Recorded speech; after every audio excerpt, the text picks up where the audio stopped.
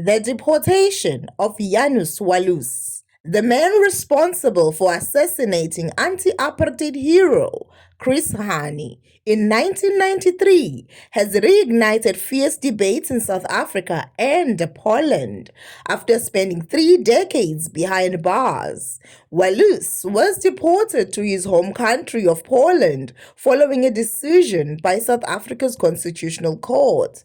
The decision has drawn mixed reactions, with many questioning what it means for justice, reconciliation, and the legacy of Chris Hani. Janusz Walus is a name forever etched in South Africa's history.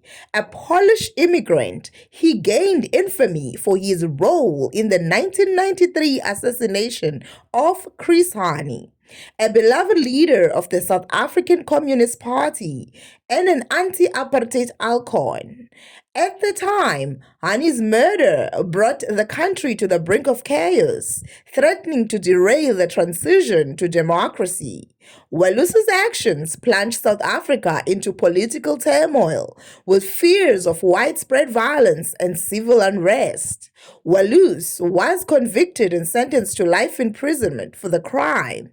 For many South Africans, his imprisonment symbolized a measure of justice for one of the most heinous acts of the apartheid era. However, his recent deportation has sparked outrage, with some believing that his punishment is incomplete and his release an insult to Hani's memory. On December 6, 2024, Janusz Walus was deported to Poland after serving 30 years in a South African prison. The decision to deport him followed a constitutional court ruling that granted him parole, citing his legal right as a foreign national to be returned to his home country upon release. While this decision adhered to South African law, it has been met with widespread criticism. The South African government, in compliance with the court's ruling, facilitated Walus's deportation to Poland. Upon arrival, the Polish government confirmed that he would not face any additional legal consequences, allowing him to live as a private citizen. This outcome has left many South Africans feeling that justice has not been fully served. The deportation of Walus has drawn strong reactions from various quarters of South African society. The African National Congress Youth League, ANC Youth League, has been one of the most vocal critics. They have argued that Walus should have been handed over to the people, allowing them to determine his fate. This sentiment reflects the deep emotional wounds that Hani's assassination left on the nation. Public sentiments have been equally intense, with many South Africans taking to social media and public forums to voice their dissatisfaction. Critics of the decision feel that Walus's deportation undermines the justice system and disrespects Hani's legacy.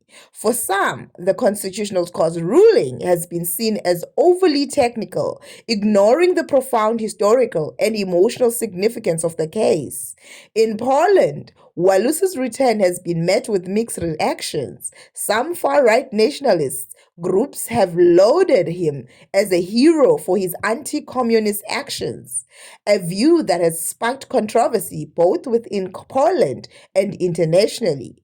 However, many Poles view the case as a relic of a distant past with little relevance to modern Polish society. The Polish government has taken a neutral stance, treating Walus's return as a legal formality. While his presence in Poland is unlikely to generate significant public interest, his return has drawn criticism from South Africans who believe he should have faced continued accountability in the country where his crime was committed. Chris Hani's assassination remains one of the most devastating moments in South African history.